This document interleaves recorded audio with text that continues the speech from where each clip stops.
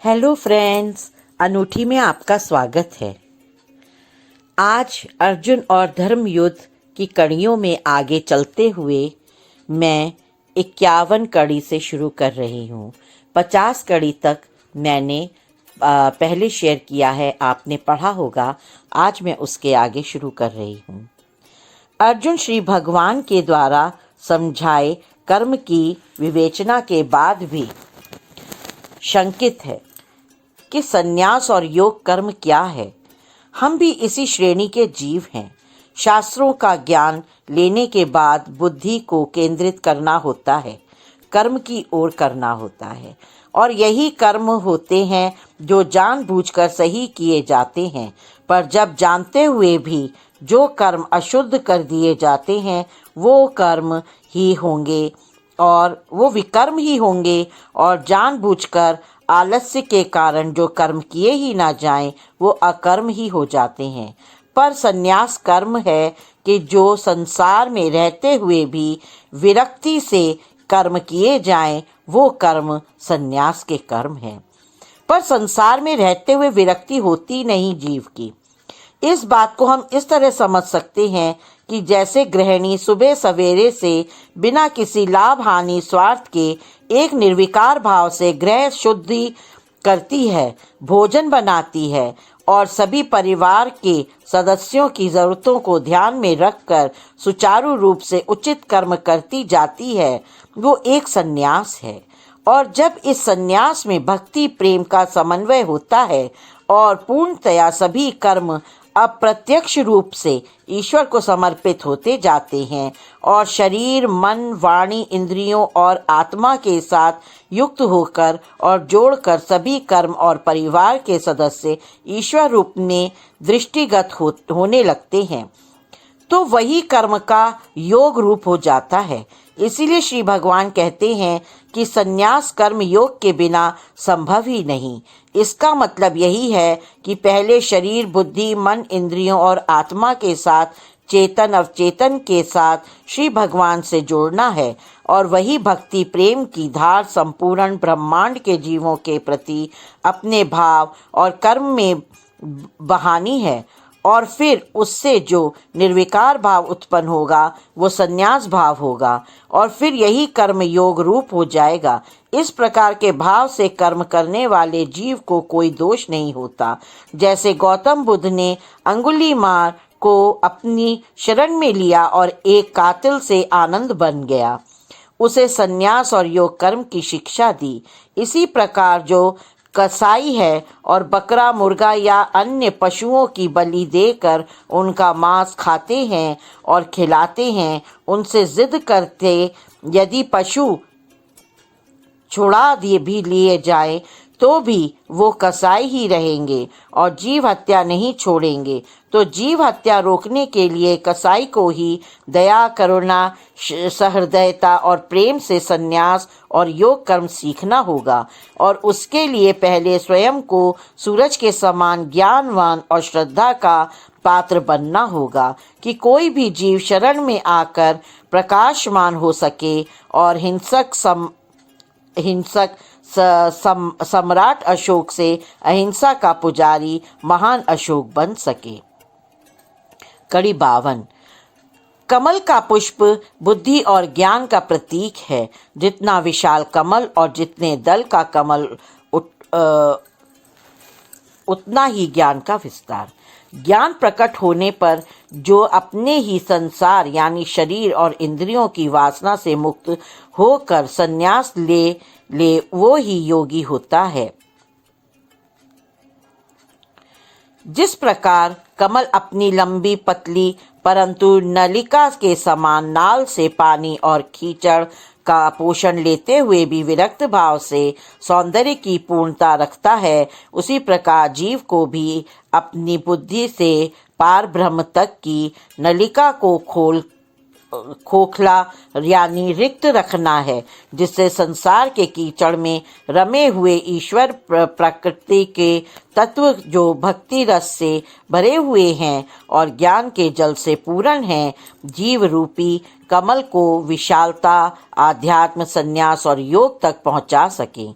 और संन्यास उसी प्रकार साकार होगा जैसे कमल को वही जल और कीचड़ दूषित ही नहीं कर पाता जिसमें वो पोषित हो रहा है, और पोषण भी उसी से ले रहा है। जैसे जल में कुंभ और कुंभ में जल है, बाहर भीतर पानी। कमल की कीचड़ उस व्यक्ति को जरूर गंदा कर देती है जो कमल को तोड़ने जाता है, और वही कमल उस पानी और कीचड़ से अलग होते ही कुम्हला जाता है और जीवित नहीं रह पाता। उसी प्रकार योगी भक्त को जो भी उसके मूल से अलग करने का प्रयास करता है या संन्यास और योग से तोड़ने का प्रयास करता है, वो अवश्य उस कीचड़ में रंगेगा और लग से गंदा भी हो दिखेगा और अलग से गंदा भी दिखेगा, लेकिन उस कमल के पोषक तत्व से कुछ समय के लिए सुशोभित भी होगा। जीव को भी कमल के समान कर्म करना चाहिए और विरक्त संन्यास भाव में पल्लवित होना चाहिए, तभी ज्ञान साकार होगा और ब्रह्म और जीव का अद्वैत होगा और हर कर्म के किसी भी प्रकार के भाव से मुक्त होना ही योग द्वारा पार ब्रह्म से जोड़ेगा। कड़ी 53।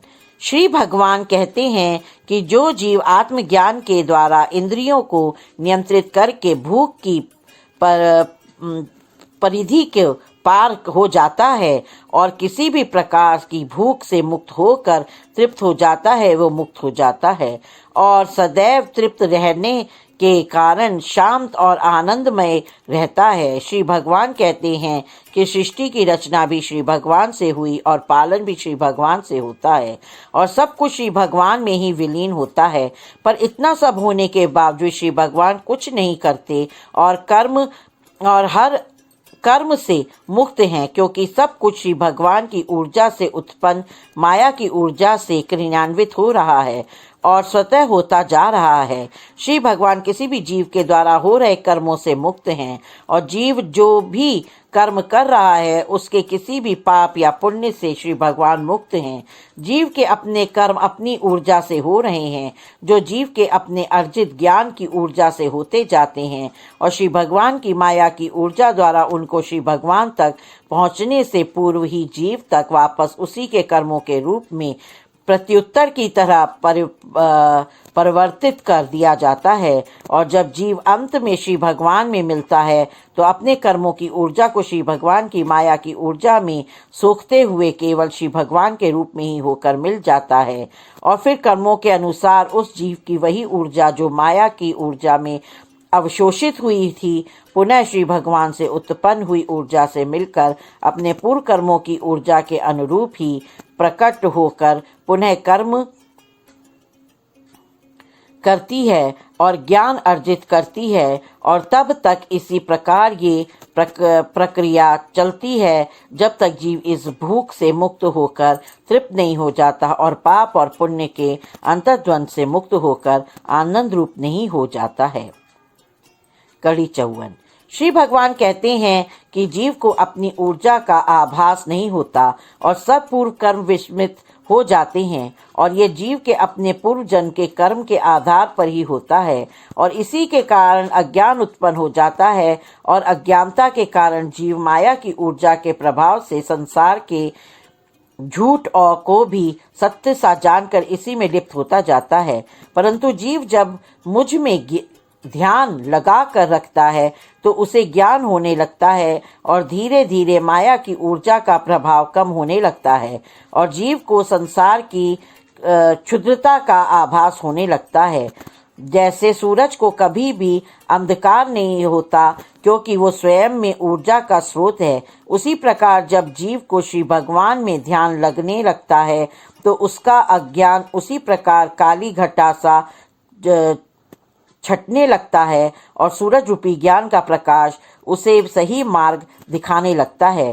फिर जैसे जैसे ज्ञान रूपी ताप बढ़ता है तो माया के अज्ञान से उत्पन्न लिप्सा का गीलापन सोखने लगता है और फिर जब सूखने लगता है और फिर जब पूर्ण ज्ञान हो जाता है तो पूरी तरह से लिप्सा भी सूख कर समाप्त हो जाती है और जीव सूक्ष्म रूप होकर श्री भगवान से एकीकार हो जाता है और माया की ऊर्जा से मुक्त हो जाता है और फिर पुनः जन्म मरण और गर्भ के बंधन से मुक्त होकर परम तत्व में एकीकार हो जाता है, मुक्त हो जाता है।